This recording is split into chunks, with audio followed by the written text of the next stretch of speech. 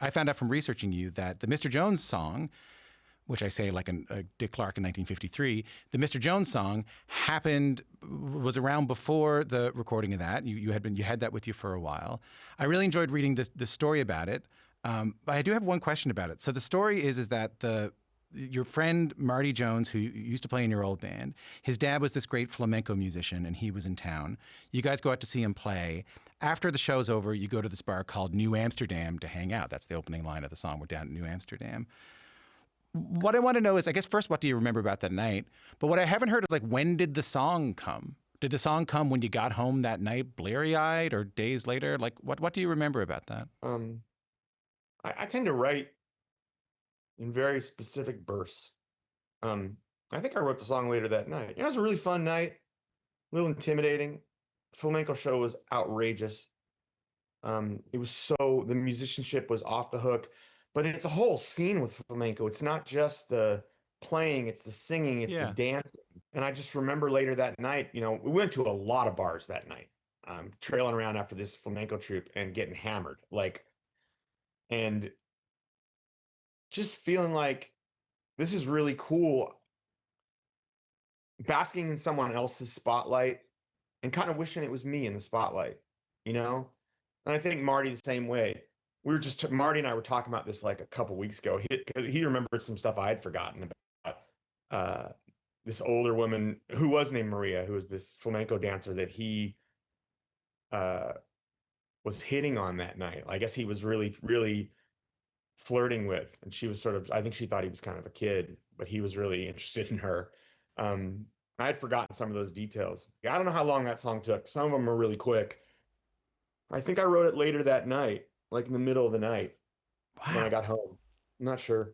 That was a long time ago now. Yeah, fair enough. That song, and then Around Here, and the performance in SNL brings you guys to this, sort of stratospheric level really quickly. And it's wild to read about from the kind of the newspapers and interviews of the time.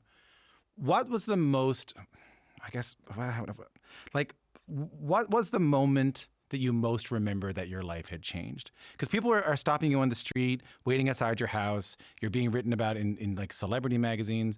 Is there a moment that you kind of pinpoint and that you most remember? Oh, my life is different now. Yeah, it was in April of '94. It didn't seem really quick to us. I mean, you got to remember, I was 29 when the record came out. I was 27 before anyone from any record company came to see any band I was in, and it wasn't Counting Crows. I was 28 when we got signed, and I was 29 when that record came out, and we had been on the road for about 3 or 4 months as an opening band, opening for Midnight Oil, opening for Suede, opening for Cracker. And after 2 or 3 months, some TV shows started calling us, Letterman first and then SNL. So about 3 months after the record came out, we end up on SNL in January of '94. But we're not even in the top 200. I mean, the record's nowhere, which they used to really be cool about that. SNL booked a lot of bands that they thought were great, but that weren't big. And a lot of bands got big because of them, so when we played on SNL, the record was like 213, 214. Mr. Jones was on the radio, but it wasn't a big deal. We had just given the video to MTV a couple weeks before that. So it wasn't like we were a big deal. And we played Round Here first. That was one of the big arguments, is that we wanted to play Round Here first. We thought that was a really defining song. And it was Round Here that we played on SNL that everybody saw. Yeah. And the record jumped 40 spots a week for 5 or 6 weeks after that. So we had a few more months of touring.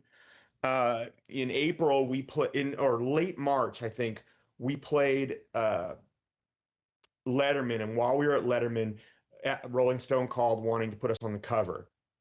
We agreed to do that. We were leaving for a European tour a week or two later.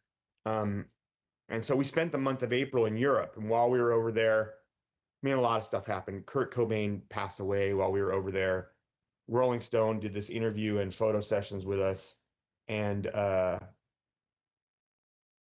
we flew home at the end of April to New Orleans to to play at Tipitina's during the Jazz and Heritage Festival. I've been going to the Jazz and Heritage Festival for years. You know, it was someplace I was really comfortable. It was kind of a home away from home for me down there. So we flew into New Orleans and we'd been out of the country for a while. So whatever had happened back here, we weren't here to experience it. And the first morning after we got there,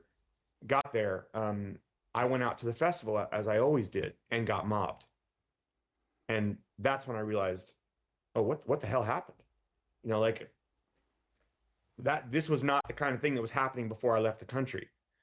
Now I'm back a month later and I'm getting mobbed at this thing I've been going to for years. And that was scary too, because it's not just mobbed on a street corner where there are 10 people. You're mobbed at a music festival where there are 100,000 people there.